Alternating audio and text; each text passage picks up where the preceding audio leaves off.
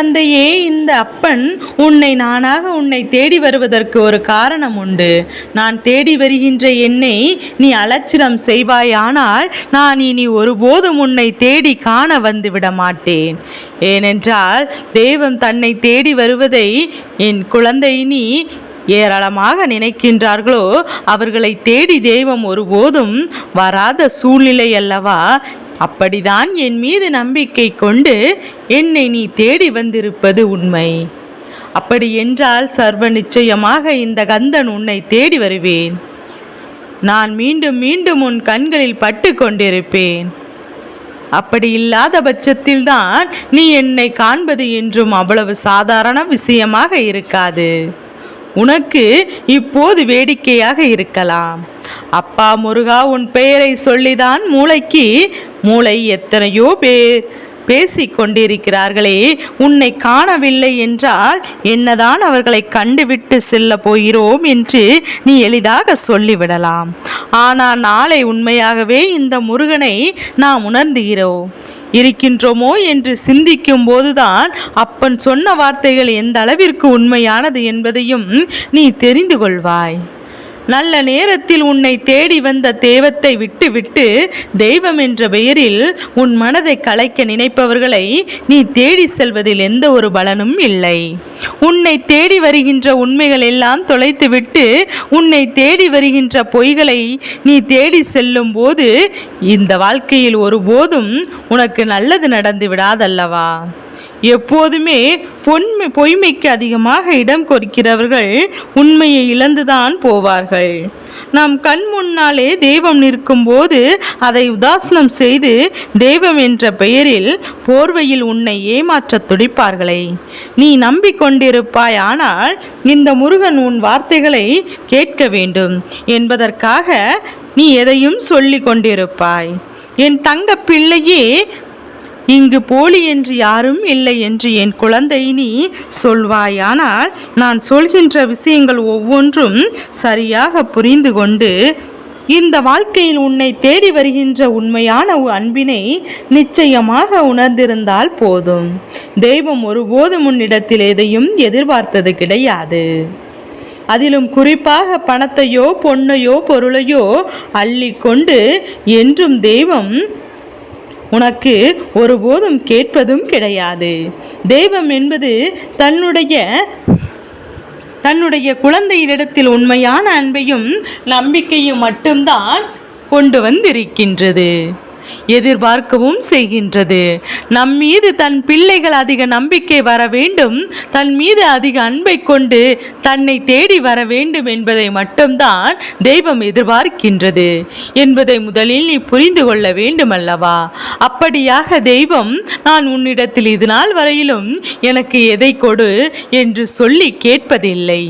யாரும் உன்னிடத்தில் வந்து எனக்கு இதை கொடு என்று சொல்லி கேட்பதும் இல்லை.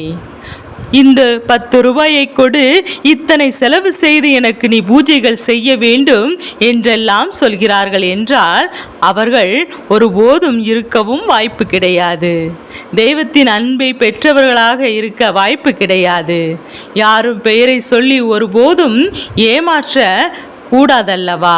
அப்படி ஏமாற்றத்தை கொடுக்கின்றவர்கள் யாருமே இங்கு நிச்சயமாக நல்லபடியாக வாழ்ந்து விடுவதாக சரித்திரம் கிடையாது என்பதை நீ முதலில் புரிந்து கொள்ள வேண்டும். இந்த முருகன் நான் நினைத்து விட்டால் நிச்சயமாக உன்னுடைய வாழ்க்கையை உன் கைகளில் ஒப்படைக்க முடியும். அதையும் மீறி நான் உனக்கு ஒரு விஷயத்தை சொல்கிறேன் என்றால் அதற்கு காரணத்தையும் நீ என்னவென்று தெரிந்து கொள்ள வேண்டும் அல்லவா. காரணமில்லாமல் எதுவும் இந்த வாழ்க்கையில் உனக்கு நிச்சயமாக கிடைக்காது, நடப்பதும் இல்லை. நடக்கின்ற ஒவ்வொரு விஷயங்களுக்கு பின்னாலும் இருக்கின்ற காரணங்களை நீ தெரிந்து கொள்ள முயற்சிகளை செய்யும் போது ஒரு தெளிவான விஷயத்தையும் தெளிவான காரணங்களையும் உன் கண் முன்னால் கொண்டு வந்து சேர்க்கும் என்பதை நீ மறந்துவிடக்கூடாது. இந்த அனுபவம் உனக்கு என்றும் கற்றுக் கொடுக்கும் என்பதை நீ மறந்துவிடக்கூடாது. என் பிள்ளையே, நான் உன்னிடத்தில் எதையும் கேட்காத போது உன்னை சுற்றி சுற்றி இருந்து இந்த மனிதர்கள் ஏமாற்றுவார்கள் அல்லவா. அப்படி இருக்கும்போது நான் உன்னிடம் எதையாவது கேட்டேன் என்றால் உன் வாழ்க்கையே இவர்கள் அழித்து விடுவார்கள் அல்லவா.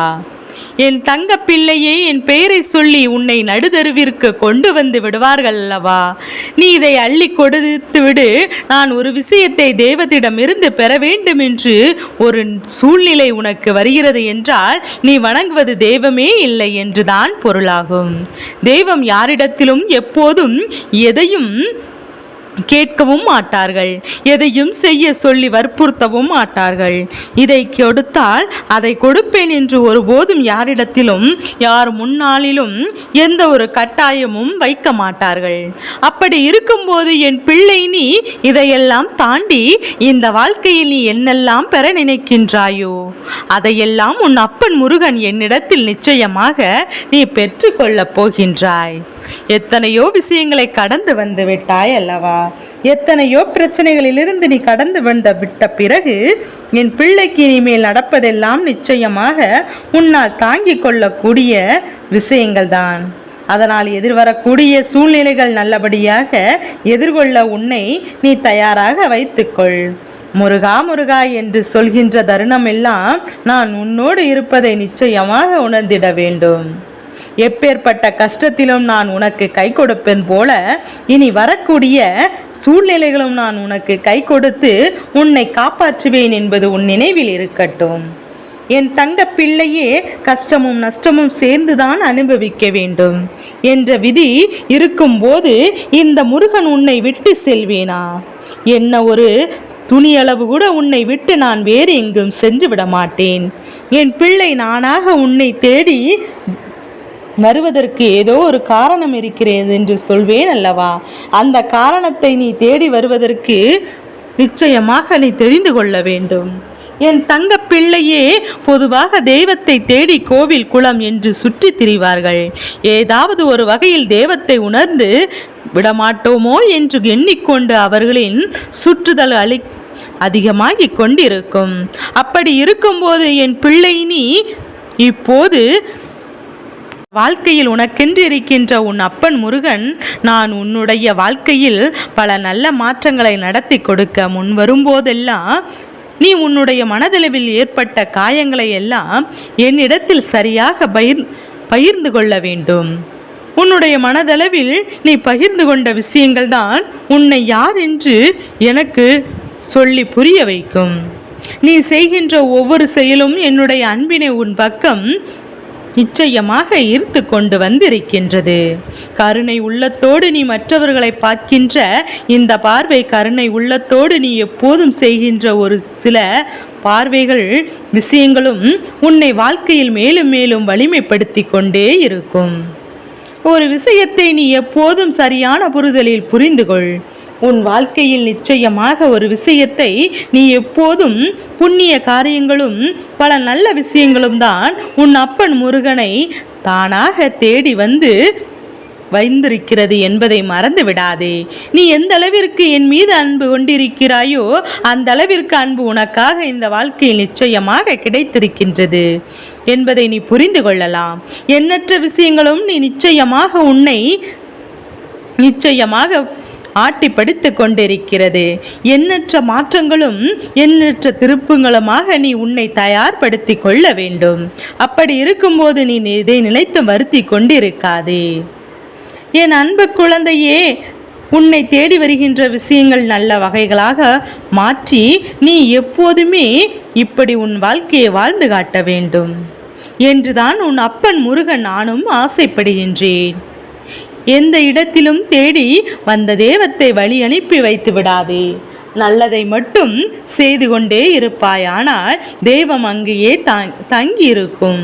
இல்லை என்றால் நான் கெடுதலை செய்வேன் என்று யாராவது ஒருவரின் மனதை சிறுதுளி அளவு நீ காயப்படுத்தினாலும் போதும். நீ செய்கின்ற ஒவ்வொரு விஷயங்களும் நிச்சயமாக இந்த வாழ்க்கை மிக பெரிய நம்பிக்கையை கொடுக்கும் என்பதை மட்டும் நீ புரிந்து கொண்டால் போதும். எதிர்பாராத அளவிற்கு சந்தோஷங்கள் நிச்சயமாக உன்னை தேடி வரும். அதனை இந்த அப்பன் முருகன் உனக்கு அப்போது நல்லது செய்வேன் என்பதை மறந்து விடாதே. தங்க பிள்ளையே, நான் அடித்து சொல்கின்றேன், இந்த முறை உன்னை தேடி வருவதற்கு ஒரு காரணம் உண்டு என்று சொல்கிறேன் அல்லவா? இன்னும் சற்று நேரத்தில் இது நடந்தே தீரும். வேல் முருகா, வெற்றிவேல் முருகா. என் அன்பு குழந்தையே, இந்த முருகனின் ஆசீர்வாதம் எப்போதும் என் குழந்தைக்கு உண்டு.